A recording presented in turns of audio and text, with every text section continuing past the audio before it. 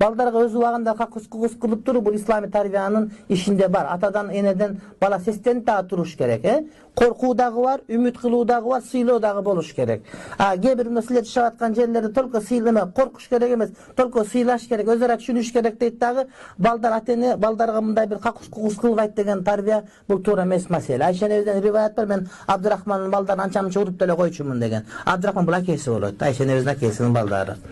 Анан биз ошентип чоңойгонбуз, бардыгыбыз жаман болгон жокпуз, апабыз жаман көрүп калган жерибиз жок.